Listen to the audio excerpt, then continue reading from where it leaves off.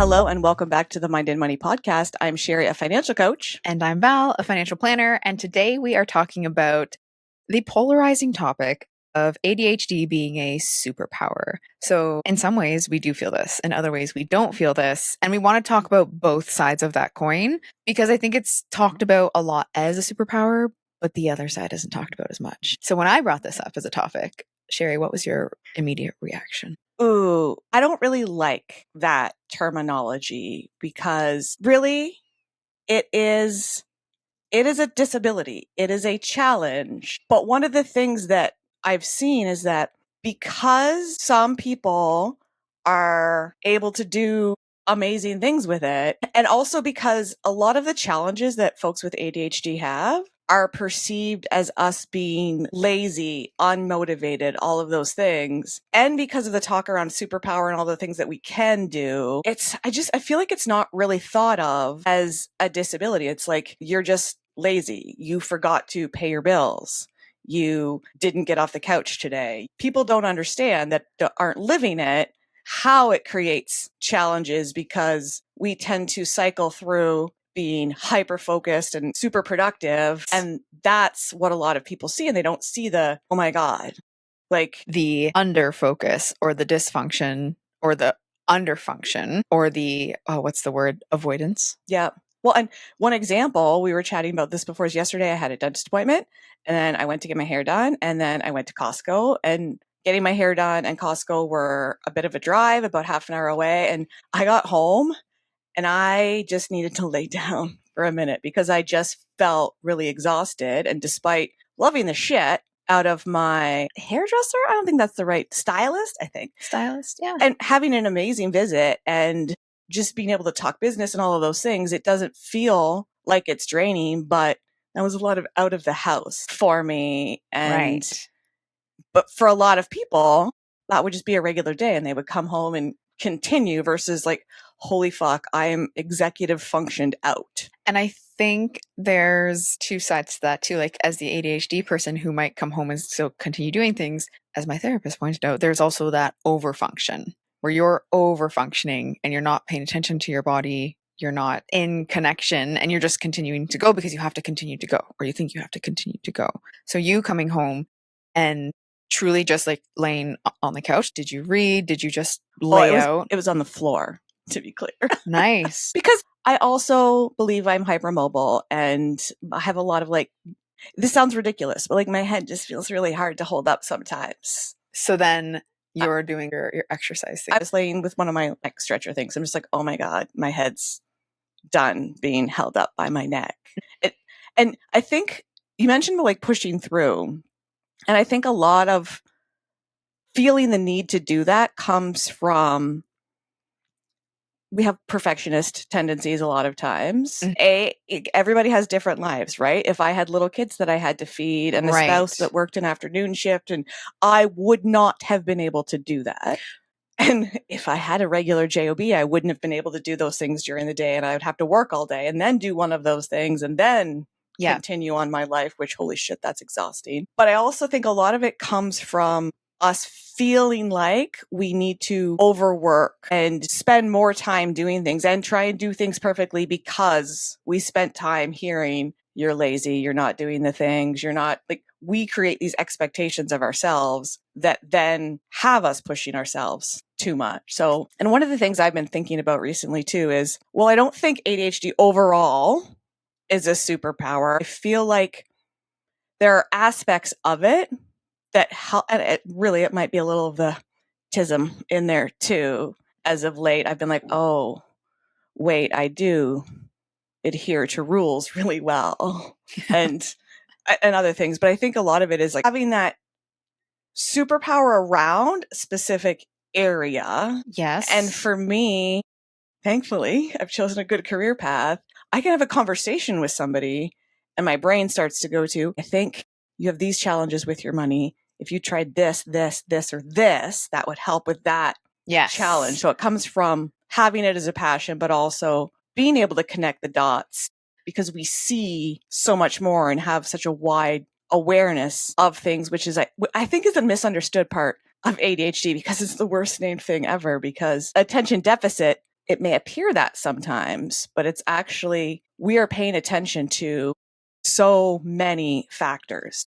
I would agree. In that client relationship building, that's where, especially in those conversations where you're getting to know someone and you're able to ask those questions, the brain is really firing at like, okay, what about this and this? And the question may come out of left field, but it's connected in a way and you're pulling the right answer. So I would say that's, to your point, it has areas where it does act like a superpower for us, because there's areas where it's like, oh, this is being utilized really well. This is the exact tool that I need. If I were just going down a list of questions, I would miss 50% of the things that I've just picked up on. Yes. Yeah. And I think that's also what creates that exhaustion, because for us to have a conversation with somebody, or for us to go out into the world and be at Costco, you might be paying attention to so many things with it, but we go wider and we have so much awareness to little things happening. I'm not sure if you've ever had the situation where you're having a conversation with somebody and you're like,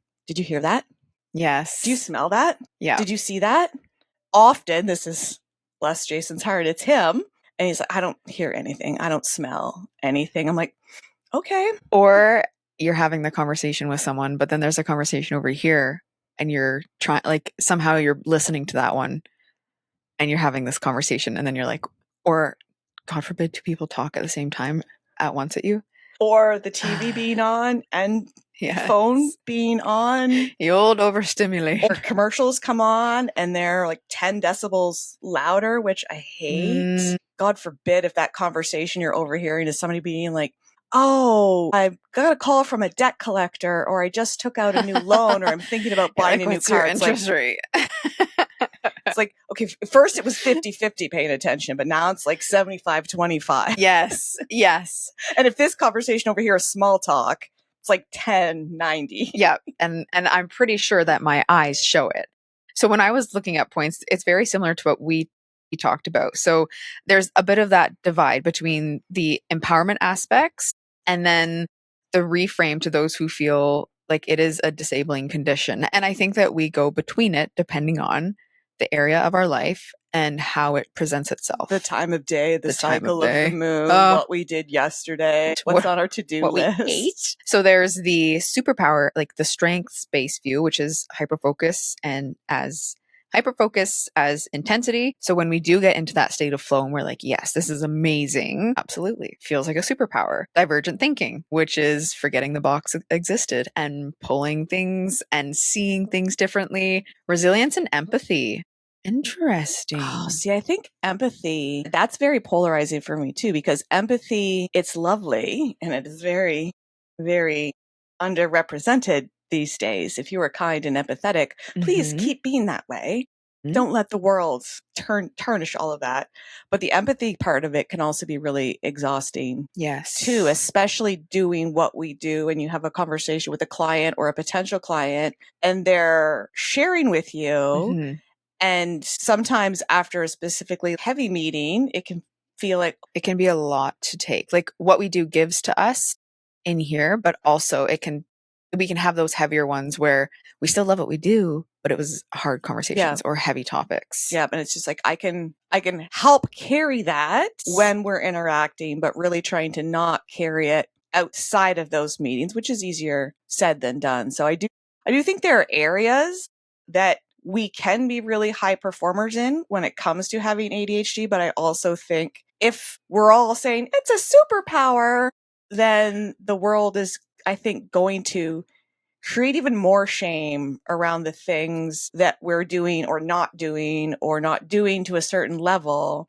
Having that negativity around it. Well, if it's a fucking superpower, why were you late handing in that work assignment that impacted me? Like, you lazy fucker. But then it creates more shame internally, right? So like the curse side is invalidating real struggles. So calling it a superpower can minimize the severe executive dysfunction, anxiety, and depression. Unrealistic expectations. It creates a shame loop that the individual cannot live up to. Superhuman image. You're laughing because it resonates. Denial of the disability and lack of agency.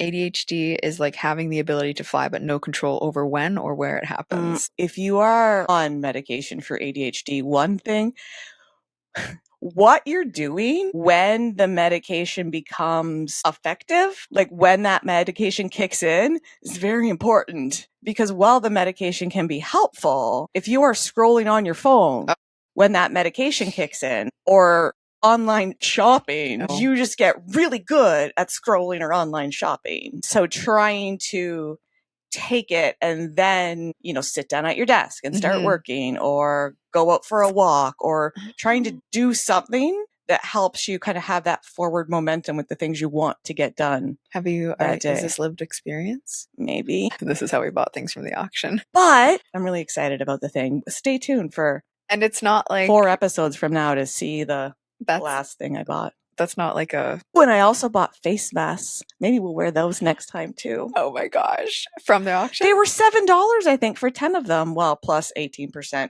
fee, plus 13% tax, plus $1. They get you there too. But if you divide it out, that's a great point to ADHD being like the power to fly, but not controlling when you can. When you take your medication, make a choice on what you're doing when it does take off. Yeah.